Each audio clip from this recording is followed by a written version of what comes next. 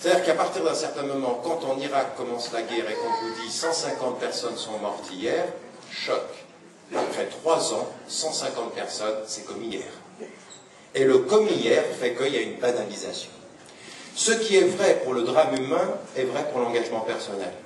À force de s'habituer, à force de se laisser aller à sa nature, finalement, on finit par accepter en soi. Raison pour laquelle, si vous écoutez même ce que disait d'un point de vue spirituel dans le rapport à ce qui est la mauvaise dimension de l'intériorité, de l'exercice de la spiritualité vis-à-vis du cœur, ce que vous dit le prophète, il dit une chose qui est importante, c'est ce petit point noir qui s'ajoute à un petit point noir dans votre cœur, à tel point que de point noir en point noir, ce qui fut hier un point noir dans un espace qui n'était pas, a finalement couvert tout de points noirs.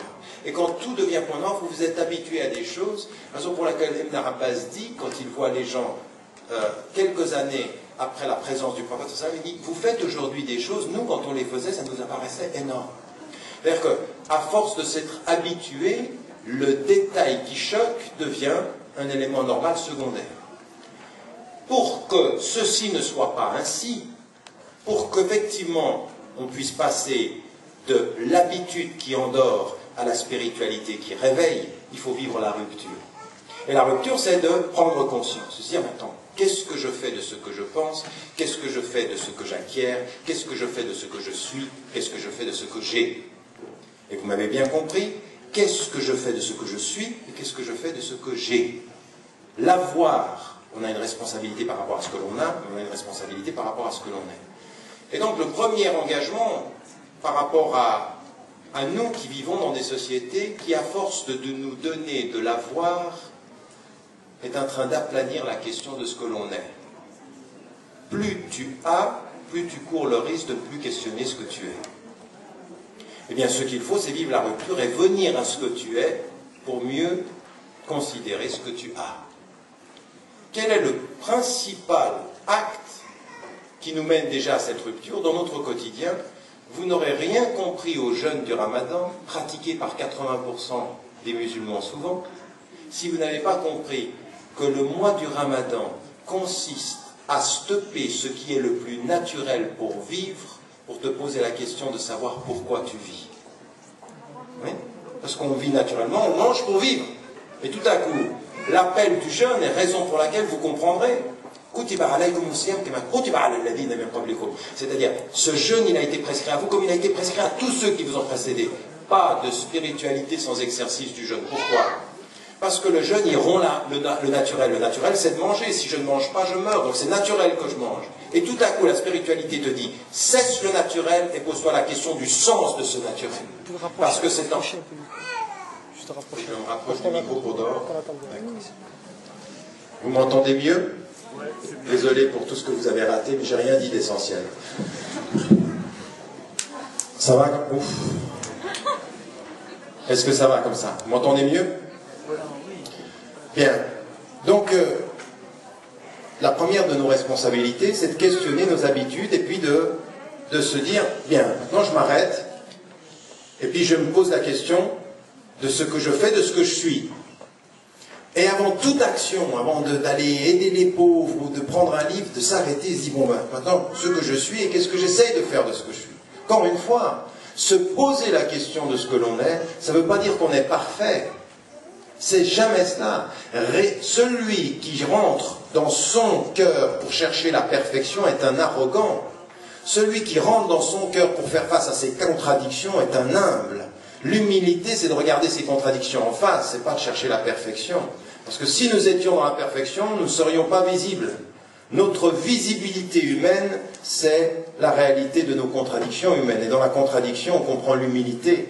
Raison pour laquelle, si nous étions des êtres qui ne faisions pas de fautes, Dieu nous changerait par des communautés qui font des fautes, parce que nous ne sommes jamais très loin de l'amour de Dieu quand nous revenions humbles à lui après avoir commis une faute. Celui qui regarde, celui qui a fait une faute de haut en lui disant « moi je ne l'ai pas faite », pourrait devenir un arrogant, alors que celui qui a fait la faute pourrait revenir à Dieu dans l'humilité, et celui qui a l'humilité est meilleur que celui qui est arrogant. Méfiez-vous de l'arrogance de ceux qui pensent avoir évité la faute. et soyez respectueux de l'humilité de ceux qui l'ont faite, de ceux qui ont fait la faute. Parce qu'il y a dans le retour au divin quelque chose qui est une dimension spirituelle fondamentale. Donc la première des choses qu'on a envie de demander aux jeunes, c'est faites attention. Nous sommes dans des sociétés où, parce que nous avons beaucoup, la question du sens a tendance à disparaître. Elle n'a pas à disparaître, mais à s'atténuer, à devenir moins importante. Elle devient importante dans des moments difficiles. L'hôpital, la mort, l'accident, l'échec scolaire. Il y en a qui n'ont jamais été aussi proches de Dieu que quand ils ont raté un examen. Et à un des moments donnés, vous avez envie de dire à quelqu'un, alhamdoulilah, t'as raté. Parce que ça l'a réveillé. Et il y en a certains qui, à force de réussir, ne se rendent pas compte, justement, de ce que peut être cette démarche de l'humilité. Donc la première des choses, c'est s'arrêter un peu dans sa vie, et poser la question de savoir que, mais je vis comment? Et vous savez, c'est des questions très simples. C'est des questions qui sont, mais pourquoi est-ce que j'aime ce que j'aime? Pourquoi est-ce que, finalement, vous êtes ici dans une société où vous pouvez aller à l'école? Alors quand vous avez 10, 12 ans, vous êtes très jeune, les questions ne se posent pas. Ensuite, 15 ans, 16 ans, 17 ans, 18 ans, puis ensuite on peut aller à l'université, on peut travailler ou trouver du travail. Des questions qui sont très très simples, c'est-à-dire revenir à ce que je fais, dire mais pourquoi est-ce que je fais tout ça?